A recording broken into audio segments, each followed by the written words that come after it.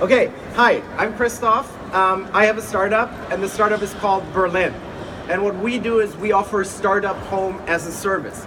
Before I tell you about our product, I want to give you a little bit of a company history though, because we were actually founded in 1237 already, which means we were definitely a later stage startup. We were going strong for a while, everything was going great, but then we got the wrong CEO in 1933, and we almost went bankrupt because of it in 1945.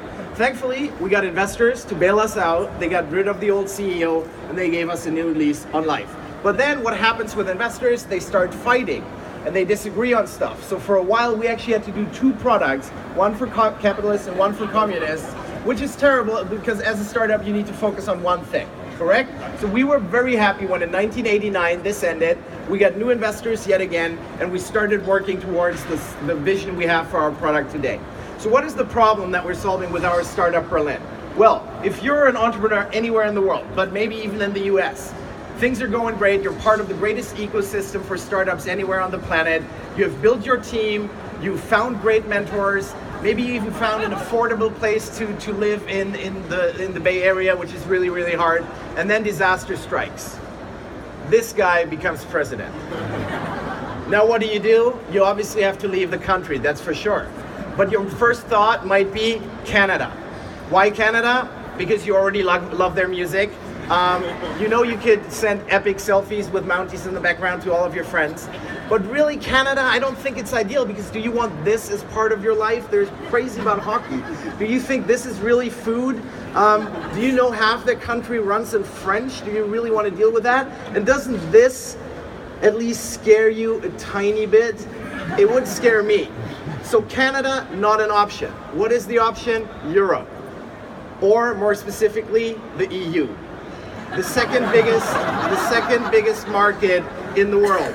The EU is great. You could go on epic weekend trips and send the best selfies to your friends ever from all the great places around Europe. Now, the question is obviously, which city in Europe would you pick as your base for your startup? And the first thought here might be London. Great place, same language that you speak. But have you heard of this? Brexit? They basically did the same thing you just did, and they immediately regretted it, just like you will regret it. So London is out. How about Zurich? Zurich doesn't work because they have good jobs there. Nobody's gonna work for your startup if they can earn real money in the good jobs they have. How about Barcelona, one of the greatest cities in the world? It's actually too great, there's too many distractions. You're not gonna get shit done when it's too sunny and too pretty. How about Sweden, Stockholm? Well, more distractions. You're not gonna get shit done there either. How about Rome? Rome is, yeah, I love Rome, but the food is just too yummy. Because when is the last time you did great work after having a lot of carbs for lunch? See? Also, do you want to be in a country where there's a lot of pressure to dress up every day and look amazing? When I'm a startup founder, I don't even want to shower. So Italy is not working. And don't get me started on Amsterdam. Because you might be able to withstand the distractions there, but your coders sure won't. So that's not going to work. But don't worry, because we have a solution to that problem. And the solution is Berlin. Berlin, where dressing up is not a problem. Berlin, where too pretty is not a problem. Where too sunny definitely is not a problem. Berlin, where too yummy is also not a problem. And Berlin, where too sexy also is not a problem. Berlin is also a place where we know that you don't build walls, you tear them down. Now, we have a beta version of our product out right now, and we know that we still need some work in the front end, but our product vision is amazing. There's definitely no good jobs in Berlin. Actually, the former mayor coined the phrase poor but sexy, and that's been the motto of Berlin ever since. To make sure that there is focus on your startup, we surrounded Berlin by this. We call it Brandenburg, and there's absolutely no way you're going there on the weekend. You will spend your weekend coding, which is exactly what you need to do as a startup. And if you need a little bit of a break from all the hard startup work, we have the best nightclubs in the world for that. Berlin has always been a very creative city. We come up with creative solutions for everything. If this guy was able to do his best work in Berlin, so will you. Now, I want to be completely honest with you. We know that there is still some bugs in our product. For one, most of our product, Berlin, runs in the English language, which is obviously important for foreign people that want to move there. But some parts of our product still run in German, and this being an actual German word, well, good luck. Also, we know that Germans are grumpy and don't have a sense of humor, so you have to get used to that. And we know that in Berlin we have way too many hipsters. But we have our best people working on those bugs, and they're trying to fix them. Now you might say, isn't Berlin part of a bigger product package called Germany? And yes, while technically that's correct, Berlin is not really Germany. Because if you use Berlin, the product, you don't have to have any of the features that the product Germany has, any of the weird stuff that's going on there. We don't do any of it in Berlin. Now you might be asking, for a startup, the most important thing is, how are we going to make money? What's our business model? Our business model is very simple. We have a freemium approach. Berlin is free if you're a refugee from a war country, because that's the right thing to do.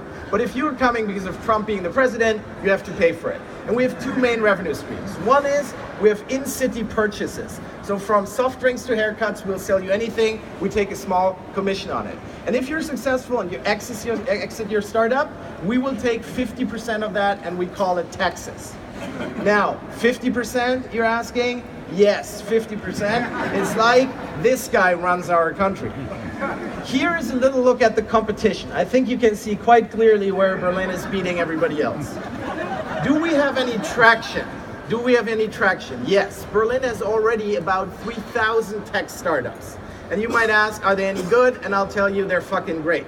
Here's some of the logos of some of the best startups from Berlin. You probably recognize all of them. A big fear for you might be, will I get investors in Berlin? Are there people that are going to invest in my startup? And I can take that away right here, because we have the best American investors coming to Berlin regularly and investing in our startups. They might show up to meetings completely hungover because of this, but that's the only problem. Another question you might have, do I get all the hipster, the raw vegan stuff that I need to live? No worries, you can buy it everywhere in Berlin, and we actually have the company that makes the best coconut water in the world that is from Berlin as well. And if you do need some home cooking from your mom back home in the States, we have direct flights to New York already, and there's gonna be Los Angeles and San Francisco very soon as well. Who's behind this startup?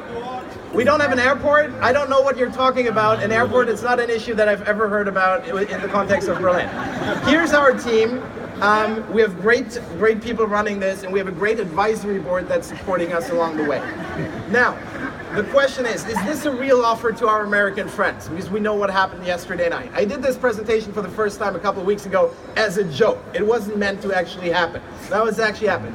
So is this a real offer? Yes, because in Berlin, when we think of Americans, we still think of this guy and not this guy. So, in 1948-49, when we needed you most, for 428 days, you flew in everything we needed in Berlin. And we're ready to return the favor. We're ready to help you out. We're not going to drop raisins over Silicon Valley, because that would be stupid. But we ask anybody from the US who wants to leave the country and has a startup or no startup, we don't care, just come to Berlin. It's going to be amazing. If you love it, you can spend the rest of your life in Berlin. And you know what happens then if you have a family in a couple of years? You can actually send your kids to college for free in Germany, because that's how we roll. And yes, it's like this guy is running our country. So you can come to Berlin, you can stay forever, or you can come to Berlin and you can wait for 8 years of Trump, and then you go home when finally Mrs. Clinton is becoming president. So hop on the next plane over to Berlin, because it's your decision if you want to be this guy or if you want to be that guy. And one last thing, you can keep Peter Thiel, because we don't want him back. You can keep him forever, okay? Thank you very much.